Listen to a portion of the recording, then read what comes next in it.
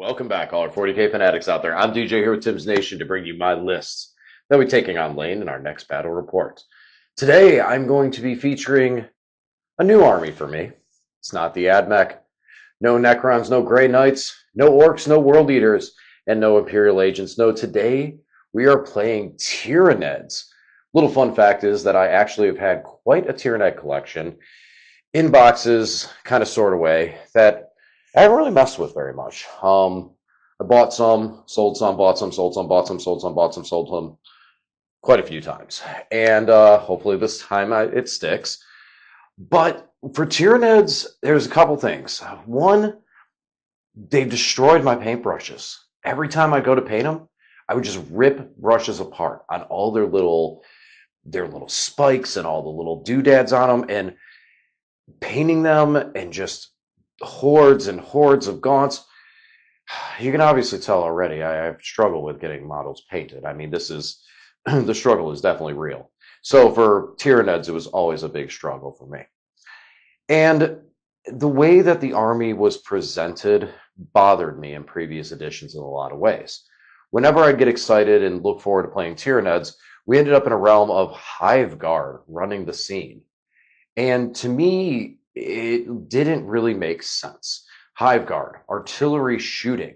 So the swarm, the horde, the great devourer is hiding behind walls and shooting indirectly and destroying entire armies with a unit of 6 Hive Guard that could shoot twice and ignore every rule in the game. And yeah, that was pretty much that. So it never really appealed to me because anytime I would start looking at Tyranids and start trying to play them, that would be the kind of the staple without it. And a lot of other units just really didn't fit and weren't really making the mold. And then when you tried to go into big monsters and big bugs, you were kind of strong-armed into Forge World with Barbed, Herodule, Scytherodule, and the Doctilus being very prominent figures all the way up until Crusher Stampede, which was its own nightmare. But as of late, I spent a little bit of time looking at Tyranid Codex, and to be honest, I actually started getting really excited. Like looking at this going, I have all these models, and I started talking to people, different players who play Tyranids, and realized I was like, because of the stuff that I have in storage, I don't really need that much for the Tyranid army to play this even at a competitive level. Now, there is definitely still one thing that I am missing, one model I am missing, and we'll hopefully be picking that up pretty soon. But otherwise, I have a pretty good spread of all the different competitive things that are being used. So I said, hey, let's go grab a Tyranid Codex and get some bugs on the channel. Now, this means that the bugs will be coming in many and the puns will be a plethora because I have tons and tons of bug-related puns that I will be hitting lane with all over the course of our game. I've already annoyed him with how many times I've said synapse, synapse creature, synapse this, within synapse, synapse, synapse, synapse, synapse, almost to a point that the word synapse just sounds weird even saying it at this point. So a lot of fun on the horizon for Tyranids. And with that being said, let's go take a look and see what I'm going to be playing against lane. All right, here it is. Yes, I know it's ugly. Brought this thing out of storage and put some stuff together that I had. Now, granted, some of the things that were gray I already had. The only things I've really added were Psychophage, the Neurotyrant, some more Zoanthrope, and the Barbed Gaunts, which are not featured in this list. So yeah, I got some work to do, but that's not what we're talking about. We're talking about the army I'm going to be throwing on the table today, which is going to be the Tyranids Invasion Fleet. So the Tyranid Invasion Fleet has a really cool ability. I like this one a lot. Hyper adaptations. So at the beginning of the game, I can select one of 3 abilities to use for this army. In my opinion, it's only really 2, because one of them I don't really see much use behind, and all my Tyranid units have this.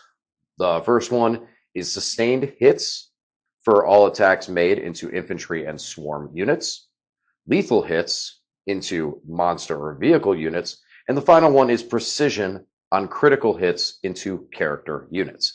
The third one is the one that I don't see much use for, just because you're giving up that entire detachment ability just for precision. Now, there might be a scenario where you look at an army and go, man, If I take those characters out, I win the game. So I can't say never. It's never say never type situation, but I feel like that's the least value where the other two are just hands down better in so many scenarios.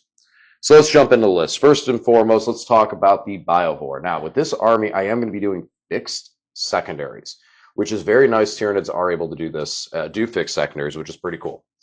So the Biovore is a staple of many Tyranid lists for fixed secondaries, and the reason why is because of its ability to create Spore Mine units. Now, the Biovore itself comes in at toughness 6 with a 3-up save and 5 wounds. This guy's Spore Launcher is D3 shots with blast. It has devastating wounds. Strength 6, AP 1, 2 damage. Hits heavy, so you get +1 to hit, but artillery can't do better than force to hit anyway, so he's probably going to be on that most of the game. Blast, so he gets that additional shots into it. So a squad of these guys would be firing 3d3 shots with blast, blast for each one. And the devastating wounds is very interesting as well, too, with that being able to have that capability to get kind of past some of the cover and the saving throws that artillery usually struggle with. But the main reason we take this guy is because of its ability called Seed Spore. Seed Spore lets us basically just create a single spore mine and put it anywhere on the battlefield, 9 inches away from the enemy.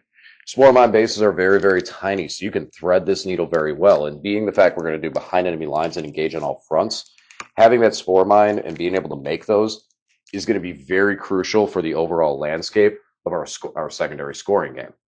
Now, you may notice, and I'm going to talk about some of these models a bit, this is the second printing of the Biovore. The first one had very, very small, skinny stick legs and was on a square base. This is the second one. He's a pewter model, so he's a big metal boy. Now, he's kind of on the wrong base. Now, luckily, Zach has graced me with being able to get a bigger base for him, and I will have that for game time.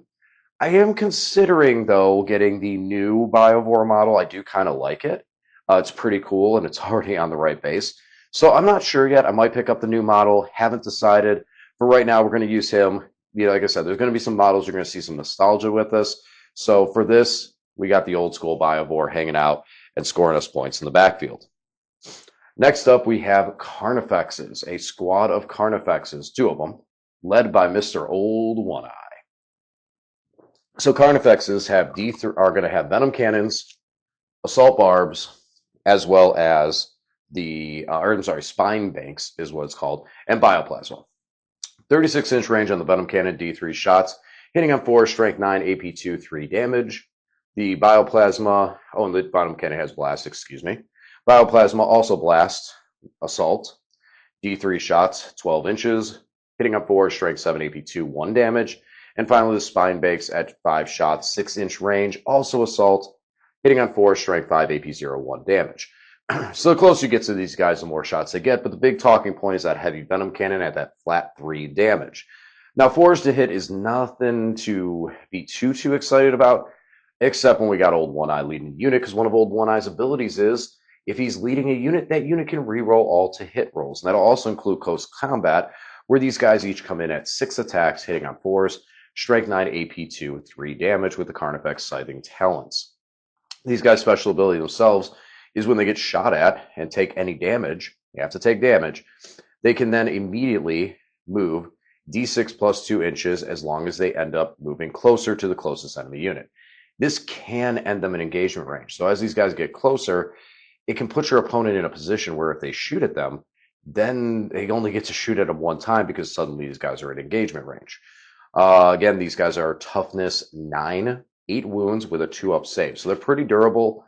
All around, Carnifexes are one of the in my opinion, one of the coolest Tyranid units, one of my favorites. And they're going to be led by Mr. Old One Eye. This is the first printing of Old One Eye using the big pewter Carnifex bodies. And this guy, he's got his big crab claws, his big Mr. Krabs claws. Gotta love this guy. I love this model, and it's very fitting because he's Old One Eye. He's old. He's the OG. So we're gonna be using this model. I mean, I do like the new Carnifex models. They're probably my favorite sculpt of Carnifexes that have come out. I do like this sculpt of Carnifex as well. So having Old One Eye and having this old One Eye in there just kind of takes me back a bit. Now, a little bit about Old One Eye and what he actually is going to be bringing to the force. Like I said, he can give them the full re-rolls to hit as long as he's leading the unit. He himself is a toughness 9 with a 2-up save and 9 wounds as well. Whole squad has an 8-inch move, by the way. His claws, 6 attacks hitting on 3s, strength 14, AP3 for D6 plus 1 damage, or a sweep profile for 12 attacks hitting on 3s, strength 6, AP1, 1 damage. Obviously, the claws are probably going to be the predominant thing to attack with, but, having sweep profiles can come in handy. He himself will have a 5-up Feel No Pain, and he also, when we get down to just him, he can heal D3 wounds in the command phase. Now, with this detachment, if these guys are within Synapsis, I can target them with a strat for a single command point to give them a 5-up Feel No Pain. If they're near the Psychophage, they can get the 6-up Feel No Pain for free. And we have Zoanthrope to be able to possibly give them a 6-up Invulnerable save if they're nearby them. So there is some defensive tech depending on how I want to use these guys over the course of the game. Obviously, they're really good to push, but they do have that long range. So it's really just going to matter on how things go. I think they're kind of a mid-range threat in that aspect where they're kind of going to come in middle of the game, in my opinion. So if the Zoanthrope are still alive, they might pass through that void and moving up and be able to pick up that 6-up Invulnerable save and be in Synapsis for a 5-up Feel No Pain. So, Carnifexes. Next up, we're going to talk about the Gargoyles. Gargoyles are a big Tyranid staple, much like the Biobor, for a lot of competitive lists. These guys are a unit that can deep strike. They're a battle line, but more importantly, when they shoot, they can then make a normal move after. These guys have a 12-inch move base, and their guns are assault.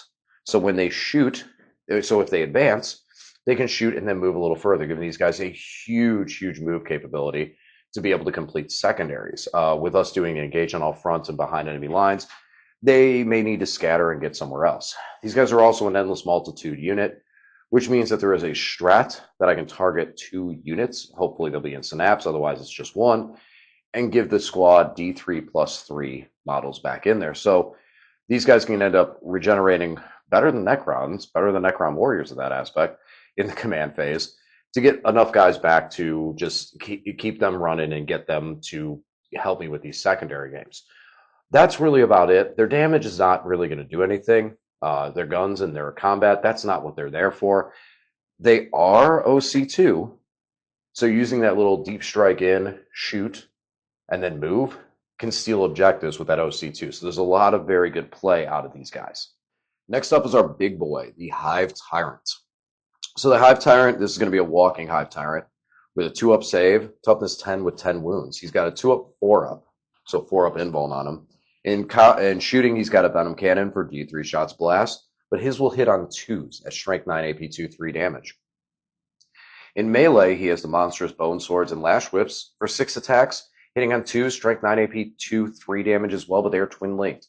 So he's efficient both shooting and fighting. Some of his bigger capabilities, though, are the fact that 1, he is a Synapsis creature, so that's going to be big for being able to, it's an aura, 6-inch aura, to have things in Synapsis, which Synapsis, as I haven't mentioned, gives me +1 strength, as well as when I take Battle Shock tests, I take them on 3d6 instead of 2. There's also a plethora of other abilities with stratagems that have better effects if units are within Synapsis. So Synapsis creatures are definitely necessary for a successful Tyranid army, especially in the early to mid goings of the game. His abilities, number 1, one of the biggest ones, is when a stratagem targets a unit within 12 inches of him, once per turn, so your turn and mine, we can reduce the stratagem cost by 1. So here's our free strats, here's our ways of conserving CP, especially with us doing fixed and not gaining any command points that way. Also, another really nice boost, any Tyranid unit within 6 inches of them, the weapons gain assault and lethal. Very nice ability, especially when going into infantry armies that may have a couple of vehicles or transports where we would want to pick the sustained hits. This guy allows us to still gain the lethal into some of the vehicles like rhinos or other transports so that our smaller units maybe that are near him can pick up those lethal hits to take out those transports if they're the only ones nearby.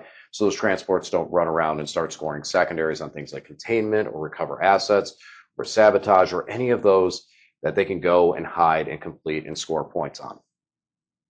So next up, we got our Hormigons.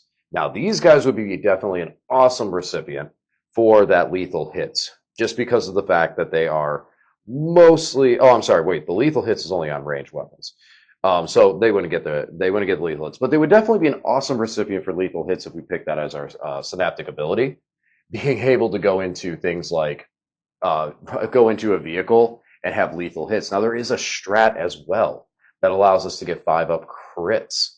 And I believe that lets us pick 2 units as well. I think that's another one. But either way, these guys, I have 40 of them. So 2 20-man squads of Hormigons. These guys can move 10 inches. They have advance and charge. They're infantry. And combined with things like the Psychophage 6-up Feel No Pain, the Zoanthrope giving a 6-up Invuln, they can get really obnoxious to take down. Once again, we have 1 CP strat that for 2 Endless Multitude units in Synapsis, those units can gain D3+3 models back. Our Neurotyrant's really going to help to keep these guys in Synapsis. More on him later. And yes, the strat is Adrenaline Surge. I can pick up to 2 Tyranid units. It costs 2 command points. Hive Tyrant could reduce this down to 1 to give these guys a 5-up crit. Huge for sustained, huge for lethal in those scenarios too.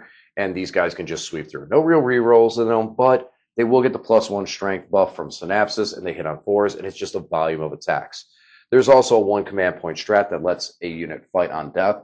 So with having so many of them and having many of them get cleared very quickly, then we get that 4-up fight on death, which could really hurt our opponent to get hit back by Hormigons before they go down. On top of that, now we're talking a lot about the offense. That may not be where they end up falling. Because there's 40 models, these guys are going to be able to zone out, spread out, and cover the board early to be able to prevent our opponent from really getting into us, and they're going to have to make plays in front of these guys to take them down before they can start pushing into some of our bigger damage-dealing bugs. So in some scenarios, in fact, most scenarios, I'm expecting these guys just to be a massive horde to cover the table with 40 models to be able to control that midfield and keep our opponent kind of back during those early stages of the game so that we can get our bigger bugs in better position to do heavier damage to those units. Next up, we have a single Lictor. If I had the points, I would have made him a Death Leaper, but today he's a Lictor. So he's got a 4-up save, no invuln, toughness 6, 6 wounds. His ability is when he takes out a character unit, a character model. When he destroys an enemy character model, you gain a command point. Don't see that happening too much because of what I'm going to be using him for. But hey, I mean, if he's there for it, then cool. That's another way to gain a command point. He's also able to rapid ingress for free, which I will not be using that because of some of his other abilities.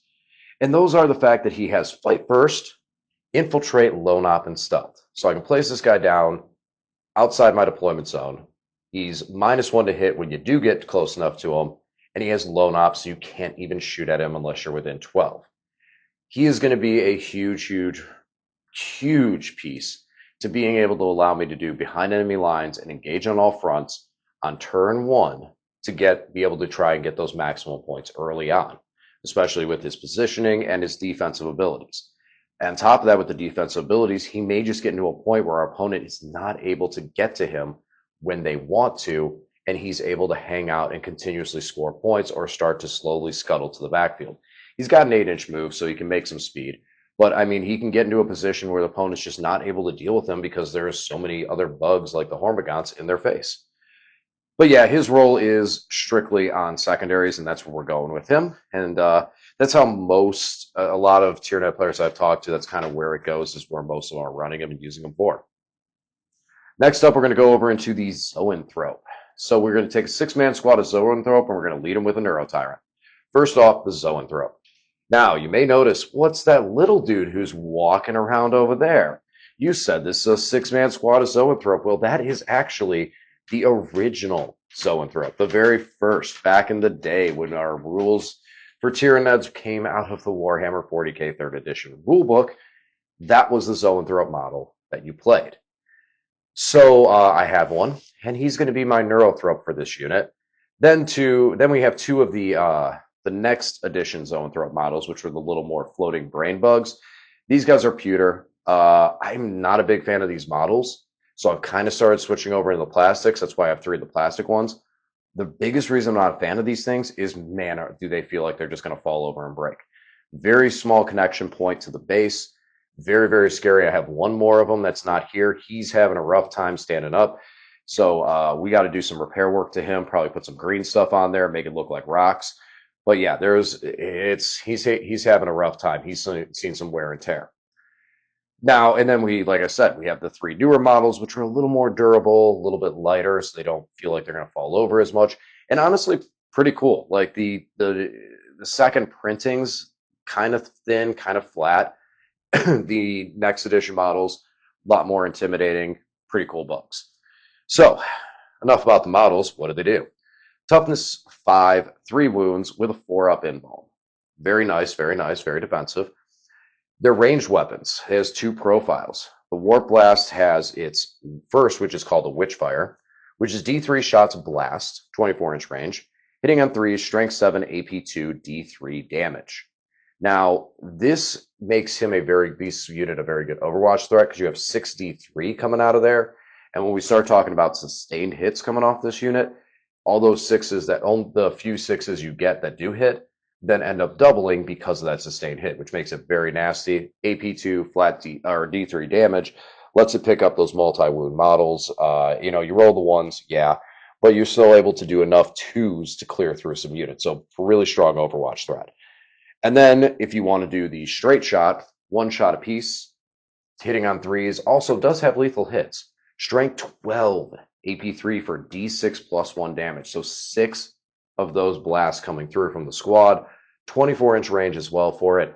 Really strong anti-tank unit there. Now, these guys are going to be led by the Neurotyrant, which means they're going to be getting +1 to hit.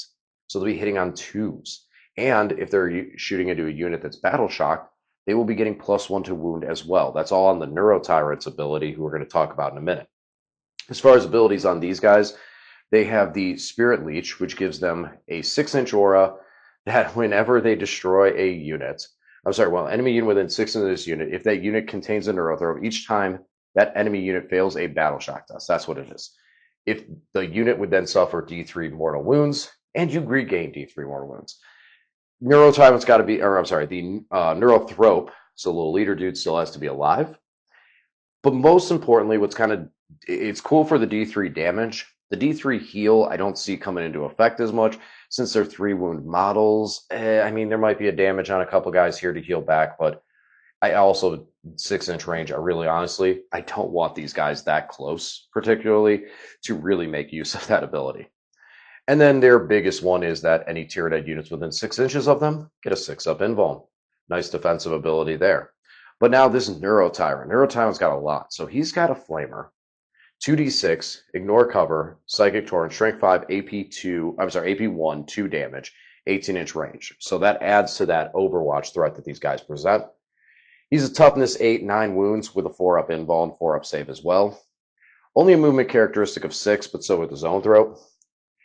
Combat, much like the Zoanthrope, is nothing to write home about. They're very weak, so they're not really doing any work there.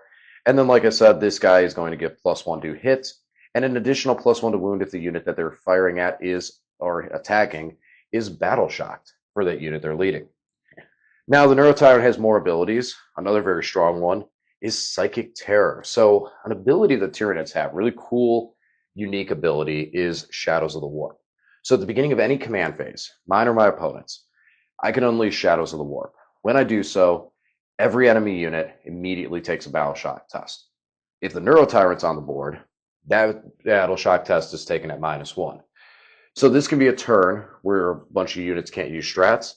On top of it, you can end up messing with your opponent's scoring because this is done at the beginning of the command phase. Primaries are scored at the end. So your opponent can end up losing some primary points there. If you do this at the right time, when they're about to have a good turn on primary, you could smack them and put them back a little bit and just really keep control of that scoreboard. He also has these little things called Neuraloids, which I was looking at the model more, and I'm under the impression that he grows these things throughout the battle. They pop off his back, and they just go out there and attach to units for a short time frame, and then probably just dissipate and die. What the Neuraloids do is they allow you to target 2 units within 18 inches, Tyranid units, and those units count as being in synapsis until your next command phase. So these Hormigons that we've been discussing, those things running off there, we can target them within 18 and make them still within synapsis for all those cool abilities. On top of that, other units as well, things like the Carnifexes and other things that we might want to have in synapsis, we're able to just smack them within 18-inch range. That's really, really strong. And it is, you select up to 2 friendly Tyranid units within 18 inches of this model, but it doesn't say visible, so just got to be within 18. Next up is the Psychophage. This is an interesting model. I really want to see more from this guy. He's relatively cheap, comes in at like, I think 80, 85, 95 points, and he's a monster. Toughness 9, 10 wounds, 3 up save. His attack profile, in combat, he hits on 3s, D6 plus 1 attack, so kind of swingy there. Strength 6, AP 1, 2 damage. Anti-Psyker with Dev Wounds, so he can chew through units that have Psykers attached to them. But the Dev Wounds is interesting as well. Plus, again, his cost is relatively cheap. And then he has a Flamer as well. D6 shots, ignore cover, Strength 6, AP 1, 1 damage. His ability is that he gives off a 6-inch aura for a 6-inch up, feel no pain. And he also gets +1 to hit on units that are damaged. And if the unit is below half strength, he gets +1 to wound as well. A lot of times that, the unit's below half strength ability, I don't really like and doesn't play into a lot of effects. Because it's like, okay, well, this unit's almost dead, and now we're just making sure it's super dead. But with something like this, the Psychophage, a cheaper unit like this that's a single model monster, that really lets him be a cleanup unit on the battlefield, like a Zamboni, to go in there and clear off these units and have a little bit extra reliability when getting into those units to be able to be +1 to hit and +1 to wound to clear those things off the field. He's also an OC3. So as he does that damage, he does have some objective control value to be able to take objectives away. So all in all, I really like the Psychophage.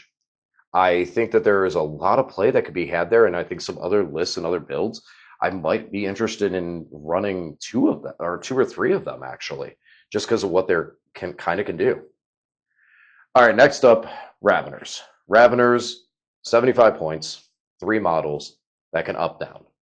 That is primarily what they're in for. Zoning out the backfield early on so that my Biovore doesn't get jumped by deep striking units, and then being able to be taken off the table and placed somewhere else out of deep strike.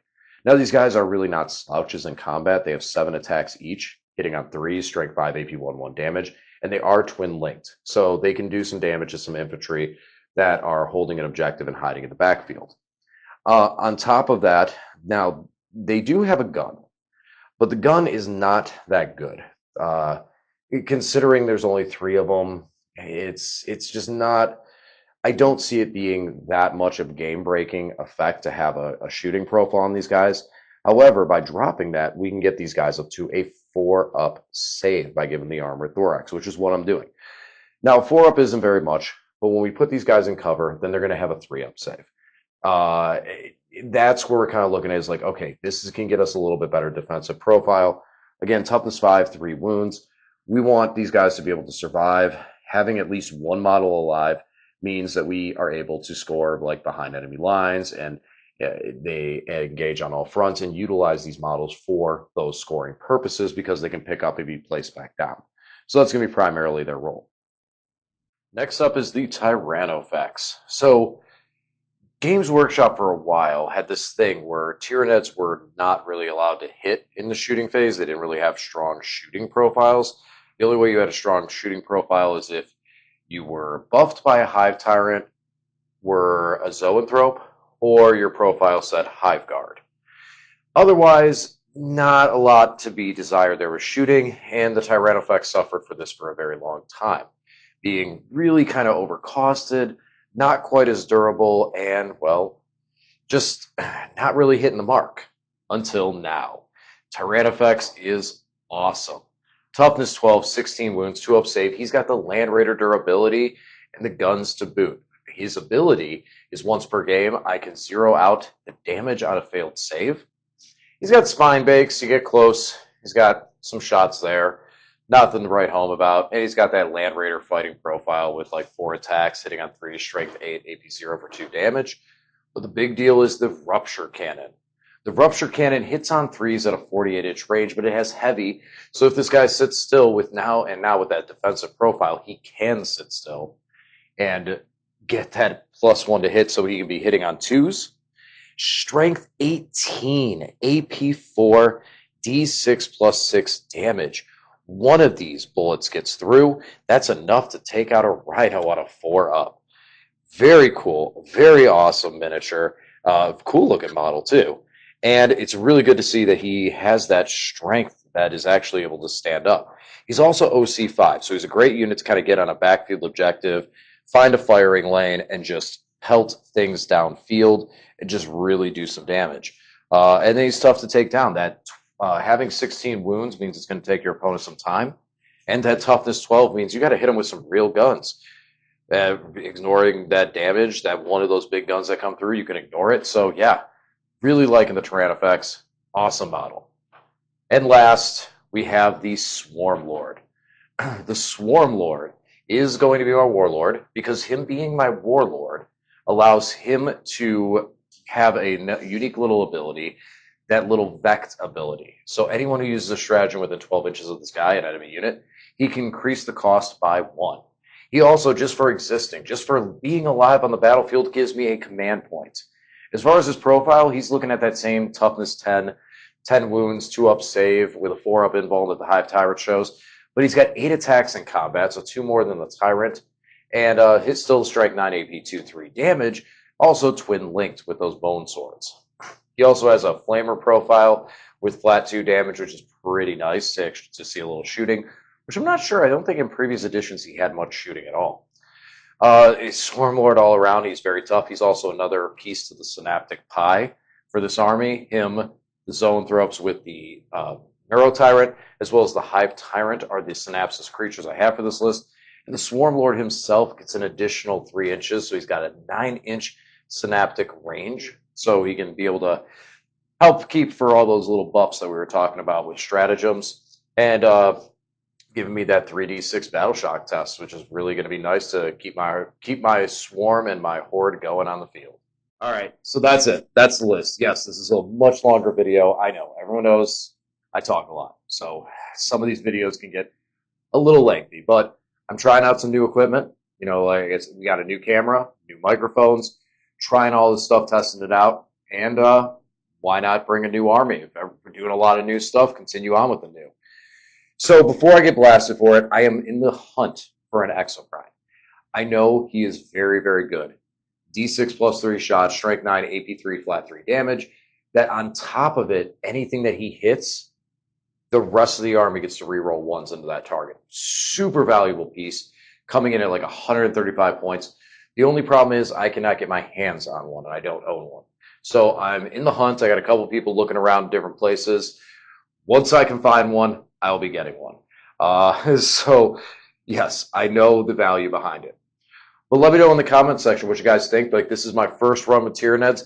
Not expecting it's going to be the all-pro. Don't think I hit the nail on the head right on the first try, but we got a good amount of bugs that we're going to be bringing on the table. So I look forward to playing. I'm really actually excited to play these guys, just in general. Win low is a draw. I'm actually excited. Hopefully this stays this time. Hopefully it sticks this time. I think it will, because in previous times that I had this army, there was stuff that kind of happened that caused me to have to sell them. Some life things, I'm not going to get into it all, but we know how it goes. Sometimes life things happen, and unfortunately Warhammer is the thing that's got to get sacrificed or suffers in the process. And I always kept one army, which was Grey Knights. They were my babies, so I stayed with them. And I was able to hit some points where I could move some of the Tyranids that I personally owned, as far as some of the collection that is a buddies of mine that I'm holding and painting and building and playing. Haven't seen him in a while. Oh, the friends we've lost down the trail of Warhammer. But this was, that's kind of where that was that I always felt like Grey Knights were my baby, and I was able to do a lot with them. So they stuck around where other armies did not. And one of them was Tyranids. That has been kind of like a on again, off again relationship with these bugs. So hopefully this is going to be the one that sticks. Since now my 40K relationship has grown, I have a lot more armies at my disposal and a lot more resources for those armies. So like getting growing up has helped in that aspect. So hopefully, I think we're okay with this one. We'll knock on wood, but that's what we're gonna do. All right, guys. Sorry it was a long video. Look forward to getting these guys on the table, and as always, thanks for watching. I'll talk to you again soon.